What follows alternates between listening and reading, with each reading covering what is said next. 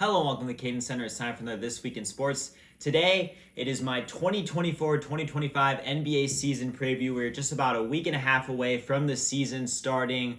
A lot of familiar faces in new places, a lot of change over the offseason, and of course the Boston Celtics looking to defend their crown. So I'll be giving my whole standings prediction, my awards, my finals prediction, finals MVP, all that good stuff. So let's start with the standings, of course, in the Eastern Conference, which is kind of the lesser competitive conference of the two yet again this year. Let's go from 15 to 1. Starting with 15, I think the worst team, not just in the East, but in the entire league, will be the Brooklyn Nets. They traded away Mikal Bridges for those numerous first-round picks to kind of start their rebuild, if you will. Obviously, going back a couple years to the KD Kyrie experiment that didn't work out, so they needed those picks to be able to actually tank now. And the goal is to be the worst team in the league and get Cooper Flagg, who so far has looked like a generational prospect. We'll see how his season, freshman season that is, goes at Duke. But the Nets will be looking for him, and they'll be tanking all the way here. Don't expect them to be winning many games.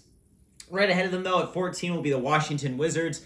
The Wizards have been struggling to field a winning team for a while now. The addition of Alex Sarr won't change this team overnight. There's still a lot of guys that they could try to develop if they want to, but this is, again, another team that is tanking, just going to look for another pick. This draft class is a lot better, at least on paper, than the last one, so hopefully they can get another piece that can be the number one while Sarr can transition to number two. Do they trade Kyle Kuzma maybe at the deadline for some pieces? We'll have to see, but for now, Washington has a long way to go before they can compete. At number 13 is a team that I think if you asked me 3-4 years ago, I would expect them to already be competing. That's the Detroit Pistons. Monty Williams last season came in and was one of the worst coaches in ball despite being the highest paid. Their roster was very poorly built, not a lot of shooting. Of course, the Cade Cunningham injury doesn't help. If Cade is healthy this year, he could be a most improved player candidate, though. I love his game. I really think he can be a certified all-star, if not just star, in this league in the right situation. Jaden Ivey is also a guy who, because of Monty Williams' rotations, just how the team is fit, hasn't been able to get better. I will say, though, they did add shooting in guys like Tim Hardaway Jr., who are at least going to make defenders respect Cade as Cade works pick and roll, the ISO game. So hopefully they show signs of improving, but I don't think this team is going to take a jump into the play-in, even if the East isn't that competitive this year. At number 12 is another team who's kind of just hoping the young star gets healthy. That's the Charlotte Hornets. LaMelo Ball and Brandon Miller is a very good duo to have for the future. Brandon Miller really showed out in the second half of the season. The Hornets will be hoping he can continue that into year two. Obviously, if LaMelo's healthy, he's going to average just 20-plus points per game, be a near 10-assist guy. They have, not P.J. Washington anymore, rather Miles Bridges, who, again, they hope can score the ball. So this team's offense will be there. I don't like the defense at all, though, and I don't think they're by any means a playing team. But the idea of LaMelo Ball and Brandon Miller together for a full season is really enticing and will make you watch Hornets games just for the entertainment value, even if they're not actually that good. Moving on to the last team not making the play-in, it'll be the Chicago Bulls at the 11th seed. This is officially Kobe White's team, I think, now with DeMar DeRozan going away, and who knows how long Zach LaVine's going to be healthy. Zach did show out in a preseason game about a week ago, but still, you'd expect it to be Kobe White's team. He's going to be the number one option now. They also want to develop Matas Buzelis, who Chicago is huge on, the Chicago kid. Are they able to finally find a partner, a trade partner for Zach LaVine at some point this season? I don't think so. That contract is just way too bad, and LaVine isn't as good as he was when he signed that deal. So they could be competing, around 40 wins to get in that 10th playoff spot, or play-in spot, rather. That's just been so wide open these past couple of years because the East has struggled to field 10 really good teams. But I'm expecting big things from Kobe White. Again, a team that may not win a lot of games, but they could be a good watch if the young guys start to play well. So now let's talk about the play-in team. Starting with the 10th seed, I have the Toronto Raptors sneaking in. Scotty Barnes was an all-star caliber player last year. Obviously, they traded Pascal Siakam for Emmanuel Quickley and RJ Barrett. I think they're inching closer to no man's land right now, the kind of step that you have to take before you actually start competing. There are some pieces there, but they're not ready to jump, teams like Miami or Orlando or Indiana. So that's why they're at 10.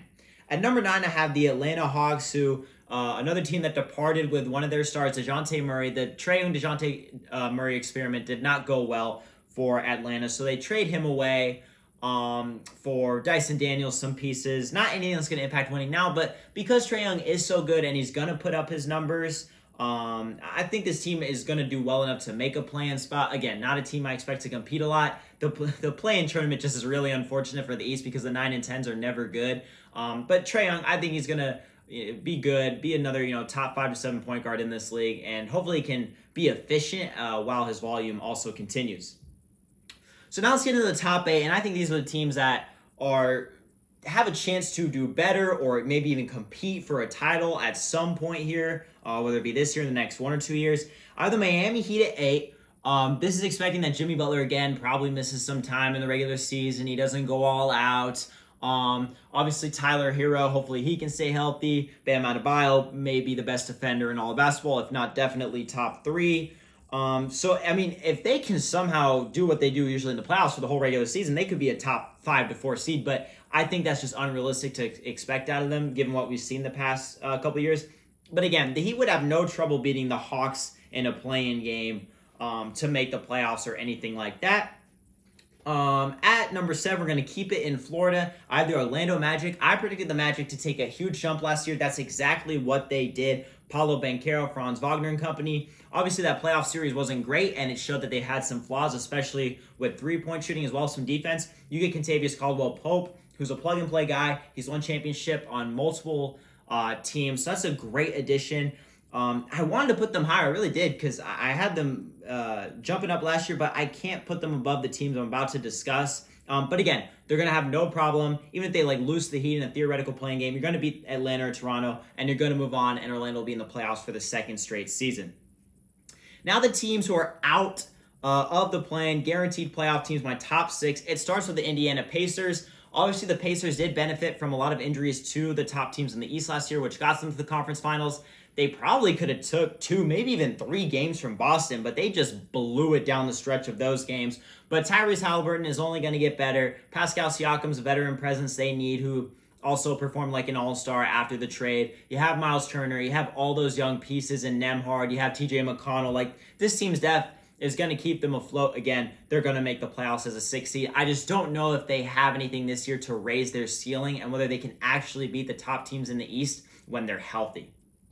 At number 5, the Cleveland Cavaliers. So much talk this offseason about whether Donovan Mitchell is going to be traded, go somewhere else. He ends up staying, so they are kind of in run-it-back mode a bit here.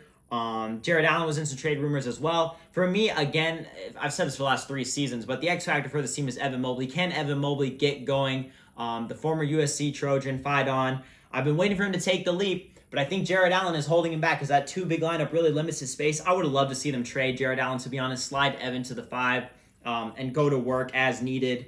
But yeah, if Evan can take a step somehow, even with the tough spacing, they'll be good. Donovan Mitchell is going to be a star yet again. Darius Garland needs to bounce back, though. He's probably the second X factor next to Mobley. He needs to be his 2021 self, the Garland that was giving you 20 and 10 every single night on 50, 40, 90 type of efficiency. Because if he can do that, Donovan Mitchell, Darius Garland will be a very, very good guard combo that could carry this team to a playoff series win or 2. Moving into the teams that have home court advantage in the first round, number 4, I have the Philadelphia 76ers. Joel Embiid just said a couple days ago that he's not going to play back-to-backs this year or for the rest of his career, so I'm never going to put Philly above 3 because I know Embiid is going to miss at least 20 games every year, and then what? They did get Paul George this year, though, to form the new Big 3. Paul George literally, an hour before I filmed this, tweaked his knee, apparently, so hopefully that's nothing long-term. But this team still is built for the regular season, even if Embiid does sit out because Maxey and Paul George can do so much. I just think when it gets to the playoffs, and these top 4 teams are when I can start talking about when it gets to the playoffs, what do you do?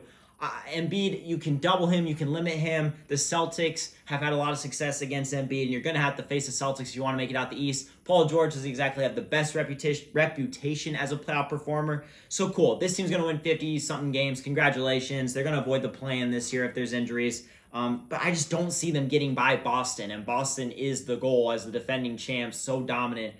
That you have to try to reach. I don't think Philly can do it. But as we get into this top 3, these are teams, the 2 teams, and Boston, of course, that I think that can compete for an Eastern Conference title. I would consider them. And it starts with the 3 seed, the Milwaukee Bucks. If Dame and Giannis are healthy, this is a really good team. I think this could be a Giannis redemption MVP type of season. People have kind of, I don't want to say forgot about him, but now it's all Jokic and Embiid. Giannis can remind people, hey, I was a multiple-time MVP here. I might be the best big man in the league. If he can stay healthy, if Dame can stay healthy, perimeter defense is still an issue for this team. Even adding Gary Trent Jr. and Taurean Prince, I still think it is a weakness. Chris Middleton's health is a question. This team's only getting older with Brook Lopez and Bobby Portis, so you are relying on a lot of old guys to not regress. But if they don't, and everybody stays healthy, the Bucks can beat anyone because we know how dominant Giannis can be and what he can do. And if you can combine that with Dame, who's a clutch playoff performer, the sky is the limit. Moving on to number 2, though, is a team I like even better than Milwaukee to beat the Celtics. It is the New York Knicks, the Nova Knicks, minus Dante DiVincenzo. We'll talk about that trade in a minute. But look, Jalen Brunson, in my opinion, was a top 7, maybe 5 player last year. What he was doing, especially when everyone went down, was incredible. He runs the pick and roll like nobody else. He can also work in the mid-range. He can work in the post. He finishes well. Jalen Brunson is a certified good guard. Not good guard, great guard in this league. And now you hope you get a full season of OG Anunoby, one of the best 3-and-D players. Mikal Bridges, who was a DPOY top 3 vote getter when he was a 3-and-D guy before he moved to Brooklyn and had a more offensive role. And then you trade Julius Randle for Karl Anthony Towns. I think Cat fits better with this team than Randle because Cat can spot up. He can hit more threes than Julius would hit. He's probably not going to take as many dumb shots as Julius would or take away from Brunson. He'll be able to play off Brunson and those guys. So I love it. Cat's a great second, third option to have on your team. The question is center because even with Cat, Mitchell Robinson probably is going to be healthy for a full year. Is Precious Achiuwa really your backup big? He's definitely not your starter. Can Cat hang as a starting 5 all season? Who knows? We have only seen him at the 4 these past couple of years because he was with the Wolves and Rudy Gobert.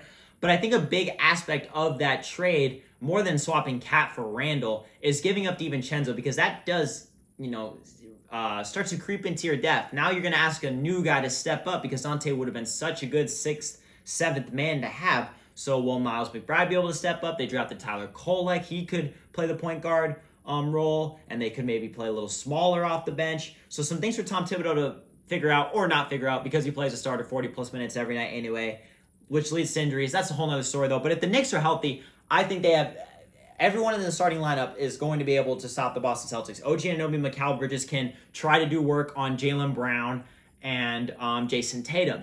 And then you'll be able to have Brunson, resting on White or Holiday. White or Holiday are still obviously elite players, but whoever Brunson is guarding the other guy, Josh Hart can take, and Josh Hart can help crash the boards. Josh Hart can pretty much switch almost 1 through 5 successfully with his rebounding ability. So I love the way the Knicks match up. I think losing Dante hurts a little bit because that's another guy that could have guarded White or Drew, but I understand why they chose to have Cat over Julius Randle.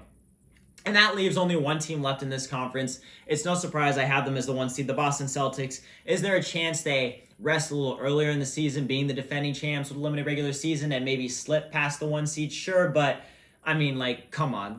You can't pit this team any lower than 1 to start the season. Drew Holiday, Derek White, Jason Tatum, Jaylen Brown, the best core 4 in all of basketball. Porzingis is going to start the season hurt, so Al Horford is probably going to start. They'll have to figure out a little bit of the bench because of that. But, I mean, as long as you have 2 of those core 4 on the court at all times, you're going to have an elite defense and guys who can score. They're just so hard to beat. They added Lonnie Walker on a minimum deal. Lonnie is balled out when he gets minutes. He's going to get some minutes off the bench for this team. Of course, Peyton Pritchard, we know what he can do off the bench.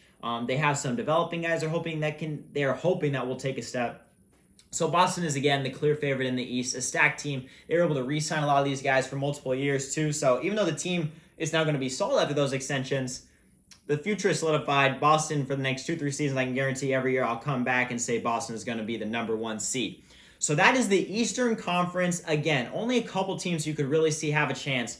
But then you get into the West, and it is a bloodbath. Let's get the bottom feeders out of the way, though. At 15, I have the Blazers. Scoot Henderson was not who they thought he would be in his rookie year. We'll see if he bounces back. There just aren't many talking points with this team because it's same old, another tanking year. It will be fun to see Donovan Clingan play, though, and see how he does. At 14, the Utah Jazz. Will they trade Lowry? Probably not. They usually at the start of the season play really well randomly, and then they'll come back down to earth. At 13, I have the Spurs. Some people think the Spurs are going to jump maybe into the play-in spot. I don't think they're ready yet. Chris Paul throwing lobs to Wemby will be fun all season. Devin Vassell should be good. Keldon Johnson maybe is a guy who needs to take a step if they want to try to make the plan, but I still don't think Jeremy Sohan is a great fit next to Wemby. Hopefully Stephon Castle can develop a 3-ball, but there's a lot of things that would have to go right for this team to make the plan. I think it's another development year, another year to be wowed by Wemby, and then the next season or two will be like, okay, this team should be ready to take a step and take a leap. And again, if I was every other team in the NBA right now, I would speed up, make any trade I have to fast forward to my championship window, because when Wemby gets right in 4 to 5 years, sorry, Western Conference, he's making dang near every NBA Finals, barring injury, every single season. So now we're left with 12 teams who, when you look at them, you're like, okay, if they miss the playoffs, they're going to be really disappointed. That is what makes the West so interesting, rather. Of course, well, 2 will be disappointed not make the play-in, and 4 won't make the playoffs, which is so crazy because all these teams, you maybe threw them in the East or threw them in another season, they'd make it. So the 2 that I think are going to miss the play-in completely are both from the Pacific Division. At number 12, it's the Golden State Warriors. Losing Klay Thompson, I mean, he wasn't playing that great, so, who cares, right? But this team was a 10 seed, and they maybe got marginally better, and every team above that I'm going to list above them actually got better and did more. Steph Curry going to do his thing. I know they're excited about Buddy Hield, but, how far is Buddy Hield going to take you, realistically? Trace Jackson-Davis, they're hoping to step up. Jonathan Kuminga maybe could be a most improved player candidate. We'll see. Steve Kerr has just been really hindering his development. Maybe Golden State will finally lean into giving the young guys a bigger look because the team is so meh now. But they obviously want to try to win Steph Curry, but I think they're going to miss the play-in completely. I just don't see this team, unless Steph Curry just goes nuclear and literally wins most valuable player, it's not going to happen. At number 11, the other Pacific Division team opening a new stadium this year, the Intuit Dome, is Los Angeles Clippers. They lost Paul George to the 76ers. Obviously, that's not great. So now your 2 stars are Kawhi Leonard and James Harden, who probably aren't going to play more than 50 games each this season. They had Derrick Jones Jr., some decent depth pieces, but those are depth pieces you'd like if you had 3 stars, which they don't really have. They're going to be relying on someone to do a lot more than they should. They're probably going to be asking Terrence Mann to put up 15-plus points per game, which probably is going to happen. Maybe Zubac steps up in a bigger role. But I just don't see it. Maybe their ceiling is a 10 or a 9 if, some of the young teams that are supposed to take a jump don't take a jump or someone falls off due to injury. But the Clippers might be stuck in no man's land for a little bit until Kawhi and Harden's contract expires so they can fully reassess things. So now let's get into the plan. At number 10, the Sacramento Kings. Domantas Sabonis, De'Aaron Fox, they're back. They added DeMar DeRozan. DeMar DeRozan, great regular season player, sure, but I don't think he moves the needle that much, especially if they actually do manage to get out of the play-in and make the playoffs. Keon Ellis was great at the end of the season, so we'll see if he can take another jump. Keegan Murray is probably expected to take another jump in terms of actually being able to create his own shot off the dribble, as well as continue to develop as a defender. But even if that happens, I just don't see it. Sabonis is a great, regular season guy, but in the postseason, they're not going to be able to defend the other team's best players. That kind of gives a ceiling on the team. Fox had a down year last year. I hope he can, get back to all-star form because I do enjoy watching him hoop. But 10th, the plan, the bottom of the plan, that's the best situation for Sacramento. Up to the 9 seed, a team that, in my opinion, is kind of like the Orlando Magic from last year. I had the Magic jumping up last year because I saw all the good things. I have the Houston Rockets jumping up into the 9 spot this year. Look, I'm not a big Jalen Green guy. I think he's relatively overrated, but I love everything else. I love Alpi Sengun. That guy is so good. Reed Shepherd might just be the rookie of the year this year. A little mini Austin Reeves, if you will. And they have a lot of pieces around that could, get it done. Fred VanVleet is a nice veteran point guard to have. Hopefully he can get the efficiency up, though, because the millions count in his contract was higher than his field goal percentage, which definitely isn't ideal for any player. But yeah, I think they're going to be good enough. I think Sengun is going to be an all-star this year. Hopefully Jabari Smith Jr. can take a jump because Sengun gets so much attention next to him. Are they going to go out and beat like a Denver or a OKC in the playoffs? No, but they could make it there, and that's a huge step for them because they're young and their championship window may be coming these next few years if things continue to go right. Now let's get into the traditional top 8. At number 8, I have the New Orleans Pelicans. Adding DeJounte Murray, man, that could be something. He can speed up the pace because CJ McCollum kind of plays at a slow pace that I feel like hurts Zion and Brandon Ingram. Of course, Zion does have to stay healthy. Brandon Ingram does have to stay healthy, but I like it. I think DeJounte Murray and Herb Jones, good luck scoring on that. The concern is the center position. Herb Jones has been reported is basically going to start at center for this team because they lost Jonas Valanciunas in free agency, and then they didn't sign anybody else to play center. And there were some rumors that maybe they could trade BI for a big like Jared Allen. It didn't happen. So who's gonna get rebounds? I don't know. If you have to have Herb in the paint, that's unfortunate because he's really good on the perimeter. So those are some questions, but I feel like they're gonna score enough, and I feel like they're just off of pure talent. They'll be able to get to the plan. But at some point before the deadline, they literally have to get a starting caliber center. They cannot keep Herb Jones at big. That's just not going to work. And we know Zion can't play center because his body will deteriorate within 30 games if he does that. Up to the 7th seed now, a team in pretty much the same spot as last year. Just 1 seed down. It's the Phoenix Suns. Again, haven't moving down 1 or 2 spots this year just because some teams I feel like elevated, got better. Bradley Beal wasn't as good as they would have liked, paying him that much money and trading as much as they did. But I mean, at the end of the day, it is Devin Booker and Kevin Durant and Beal if he's good. Decent depth pieces around him. Plumlee and Nurkic are a nice, big duo to have around those stars. So again, sure, if KD and Booker go nuclear, they could make a run of the conference final or finals. But the defense is still so bad, and they continue to cycle through these coaches when the real issue may just be the player personnel they have is just not built to play defense. They were up and down last year. They still almost won 50 games last year, but you just need to do more in the West because it's that good. So I have them in the play-in at 7. So now into the top 6. And then number 6, I have a team that even as a fan of them, I have no idea how good they're going to be, so I put them in the middle. It's Los Angeles Lakers. The Lakers voted in the GM poll as a team whose success was ruled the hardest to predict. You have a new coach in JJ Redick who hasn't coached anything before. Is he going to be good? You expect LeBron to still be good. AD is still going to be good. Austin Reeves, D'Angelo Russell, hopefully still a good regular season player. They didn't add anybody besides Dalton Connect and Bronny, who both probably aren't going to be. Dalton may be in the rotation depending on some injuries at the start of the season, but we know Bronny's probably going to sit in the G League for a lot of the year or just sit on the bench and watch his dad play courtside. But at the end of the day, you don't know how good this team is going to be. Are they going to stay healthy? Do they just need to run it back because they were hurt? When Jared Vanderbilt gets back, will this team be good? AD could be a Defensive Player of the Year candidate. And JJ Redick's new schemes, will having AD as the hub of the offense work? Will he finally be able to step into the number 1 role? It's just question mark, and we won't have answers until at least halfway through the season, and who knows where they will be at that point. But I'm just taking off the fact that LeBron and AD are a top 2, 3, maybe best duo in the league, depending on how you view. So it's hard to see them dropping below 7 or 8. But again, if they finish 4th, I wouldn't be shocked. If they finish 10th, I wouldn't be shocked either. But for now, I just think they're going to be at 6. At number 5 is a team I guessed way wrong on last year. The Minnesota Timberwolves. I had the Timberwolves in the play-in last year, and they went ahead and got a top 3 seed. My bad, I guess. I did not expect Anthony Edwards to take the huge jump he did. I knew he was going to be good, but he was able to overcome the terrible spacing fit of Cat and Gobert. Now you have Julius Randle instead.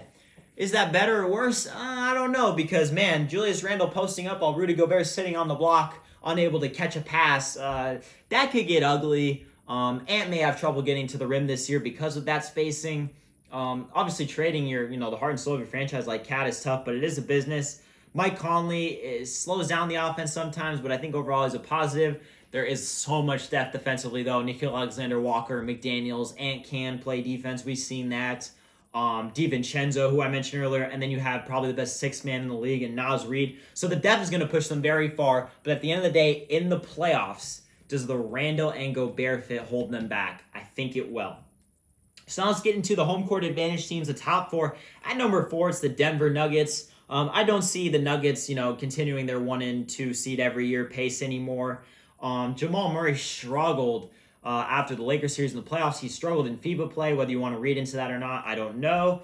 But I definitely have my concerns. And they continue to lose pieces. They lost, Brown last year along with Jeff Green. We saw how that didn't exactly go well. Now you add Russell Westbrook after losing KCP. The Lakers did that before, and we saw how it went. So Westbrook off the bench could, Jokic optimize him? Maybe, but even then, I don't think the ceiling is raised. But look, let's be real. Jokic is the MVP, and that 4th quarter offense is so good that they should still be considered contenders. But as the money continues to, hold them strong, they're going to need someone to step up that they have money tied to. And I'm looking at Michael Porter Jr. to be that guy. Can he start creating his own shot, especially if Jamal Murray isn't as good? We know Aaron Gordon's going to be playing his role well. We know what Jokic's going to do. Can Michael Porter Jr. step up? He's done a great job staying healthy these past couple years, but now it's time to be more than a spot-up, one-dribble shooter and be a better overall playmaker. On to the top three. Another team led by a European superstar, the defending Western Conference champion, Dallas Mavericks. Luka Doncic is back. Kyrie Irving's back. Pretty much everyone's back. They did lose Derrick Jones Jr., but they replaced him with Najee Marshall. That's a marginal maybe loss, if anything. But either way, the regular season is going to be great. They're going to cruise. Does Derek Lively take a step up? Can PJ Washington have another good playoff or at least playoff series or two like last year? I don't know. I have concerns with the defense still because they were able to rally as a defensive team down the stretch, and that's why they made it so far. But I don't know if that can stay for another full season, another full playoff run. But I do see at least one series win for them again because Luka is just too good. He proved last year, I think, that coming into the season, he should be regarded as the second best player in the world behind Jokic. So yeah, and they're going to need Kyrie to step up in the playoffs too because that performance against Boston was poor. They were never going to beat Boston, but it probably could have been a lot closer if Kyrie had played well. Moving into the number 2 seed. This is a team that I want everyone to be watching, and a lot of people are doubting them or putting them lower than I do, but the Memphis Grizzlies are going to get a top 2 seed this year simply because of this. Last year, ruined by injuries, Ja Morant, Marcus Smart is supposed to be an addition. He gets hurt. The season basically blows up because Ja wasn't there as the number 1 option. They lost Jones, of course, last season as well, so they weren't able to play as well without Ja. But look, Ja Morant, I think, is going to finish top 5 in MVP voting this year. Desmond Bane's going to be great. Jaren Jackson's going to be back to his DPOY caliber form. Zach Edey could be the rookie of the year. If not the rookie of the year, maybe the most valuable rookie because of what he brings. Jaren Jackson needs a big body 5 that can rebound and be physical. That's exactly what Zach Edey will be in the NBA. Zach Edey will not be a superstar by any means, but he can be that type of bruiser 5 next to Jaren. Perfect fit, excellent draft pick by the Grizzlies. And because of those injuries, Vince Williams got more shots. G.G. Jackson got more shots, got more experience, more playing time. Santi Aldama. The list goes on and on of players that are now ready to embrace any type of role that they need to on any given night. That's going to give this team a huge advantage. Do I think they're championship ready? I don't know, because last time they were healthy, they were still a step or two away. I don't know if this is the year, but this is definitely if they get back solidify themselves as a top Western Conference team. They're going to win a playoff series, and if they match up against a team like Dallas, I mean, good luck. Kyrie Irving and Luka Doncic are going to get exposed by Ja Morant and Desmond Bane. I promise you that. If they play Denver, they could do some damage. I think Minnesota would be tough because of how the interior defense of Minnesota is. But every other matchup besides maybe Minnesota and Oklahoma City, I love for this team in the playoffs. So if they get the right path, they could be in the conference finals just like that. So get ready because the Grizzlies' revenge year is coming. And at number 1, in my opinion, the best built team in the league besides the Boston Celtics, it's the Oklahoma City Thunder. To win a championship in this league, you have to have versatility just like the Celtics do, because that's how, if you can't beat them, join them in how they play. You have SGA as your superstar. You added Alex Caruso, who is a top perimeter defender in this league, to go along with Lou Dort, who's another top perimeter defender in this league. You have Jalen Williams, who will get you buckets as a second option. You have Chet Holmgren, who is a DPOI caliber player and gets it done on offense. You have so many good bench pieces in Joe, Wiggins, the other Williamses. The list goes on and on of just abundance of guys they have to run a 10-man rotation regular season. They can figure out who they want when it comes to the playoffs. You need to run a 7 or 8-man. And the big addition, Isaiah Hartenstein. This team needed a 5, similar to the Grizzlies with Jaren Jackson, to go next to Chet Holmgren because Chet Holmgren struggled against bigger teams, and the Thunder are one of the worst rebounding teams in the league. That's a big reason why the Dallas Mavericks killed them, because Derek Lively, Daniel Gafford, and PJ Washington just ate them alive. So Hartenstein will solve a lot of those problems. And as a result, I see them as the 1 seed. And that's going to transition me into my finals prediction here before we get into awards. I think it's going to be Celtics versus Thunder. The Celtics are able to get it done and repeat in 6. This series would be great because, like I said, they match up against each other so well. But I think the Celtics ultimately are the slightly better team. That starting 5 is just too deadly. And it's easy to pick a repeat champ, but I mean, this team is just so good. You can't not pick them. So that is everything I have for all the teams, all of that stuff. Let's now get into the individual awards real quick. We'll start with the MVP. I have Shai Gilgeous-Alexander, who's my MVP last year. If the Thunder do get the 1 seed, this dude averages 27 plus points per game again, does his thing. He'll win MVP, especially with voter fatigue towards Jokic. And Embiid probably won't meet the requirements, whatever it may be. So SGA is by far my MVP favorite. Rookie of the year. Like I said, I feel like a guy like Zaki could be the most valuable rookie, but because Rookie of the Year does also tend to lean towards volume stats, I think it'll be Alex Sarr just because he's going to get so many looks, in the situation he's in. I don't think Risa Shea is going to get it because Risa Shea is a bigger project, but Sarr could rack up, be close to a double-double average and get the award. But Rookie of the Year, not much to pay attention to this year, in my opinion, because a lot of these guys are long-term projects. Defensive Player of the Year, Bam Adebayo for me. I obviously want Anthony Davis to win it because so many years he could have, but Bam, in my opinion, is the most versatile defender in the league because he can pretty much defend the paint nearly as well as Rudy Gobert, who's won the DPOI the past couple of years, and he can defend the perimeter. Perfect on ball screens, drop coverage, switching, like literally anything Bam Adebayo can give you that. So he's my DPOI pick. And man, please don't vote Rudy Gobert for the award again, especially with the defense he has in front of him. Like, it's easy to block shots with the defense that he has in front. So none of that, please. Sixth man of the year, Dante DiVincenzo. I don't expect Dante to start because the Wolves starting lineup should be Conley, Ants, McDaniels, Randall, and Gobert. Of course, injuries could slot him in. But, I mean, the Wolves are going to have 2 6-man of the year favorites in Reed and DiVincenzo. But I think DiVincenzo is going to be on a mission this season, and he'll get it. Naz Reid will probably start in too many games to try to get that award anyway, just kind of like last year was weird. So I have him. If Dante does, for whatever reason, start too much, I'd probably go with Malik Monk as my backup pick. But Dante is my lock. Coach of the year, I'm so high on the Grizzlies. Their win improvement is going to be so drastic. I think Taylor Jenkins would get it. I don't think, even if the Thunder have another successful year, that Dagnall could get it. Missoula with the Celtics, sure, they'll have the best record, but they already did that. Coach of the year is usually a team who produces a lot, produces a lot more compared to last year. So I think Jenkins and the Grizzlies will get that. Executive of the year, I don't even care how they perform. Sam Presti already deserves it. Getting Hartenstein, he filled all the holes. Caruso for Giddey was a fleece of a trade based on what they need now. There's no doubt he could get it. There's no debate in my mind. Even if the Thunder team doesn't perform as well as expected, they're still going to be really good. Most improved player, it's going to be a guy who I thought should have been in consideration or even won it last year. Jalen Johnson of the Hawks, with DeJounte Murray now gone, he's going to be the second option. He's going to get more looks. Maybe his numbers will go up even more. So I think he'll have it. Maybe they'll be like, oh, his numbers haven't improved too much. And that's where Jonathan Kuminga, if he does get some love from Steve Kerr and get some shots up, he could get it. But I think Jalen Johnson will be the main guy. Clutch player of the year is a guy that I think will also finish pretty high in MVP, Jalen Brunson. I already said earlier when I was talking about the Knicks, what he does for this team, and he's clutch too. He'll get it done, and he'll be my clutch player of the year. And Finals MVP, I'll have Jason Tatum getting it this year. He'll be on a mission, I think, if they do make it to the Eastern Conference Finals and the Finals again, to get that Finals MVP, because I know he didn't like Jaylen Brown getting it, and then Jaylen Brown and, him with the weird Team USA bids and stuff. So I think Jason, he loves JB. They're not beefing or anything, but Jason Tatum wants that Finals MVP to add to the legacy. So there it is, my full preview for this 2024-2025 NBA season. It all starts with opening night. The Celtics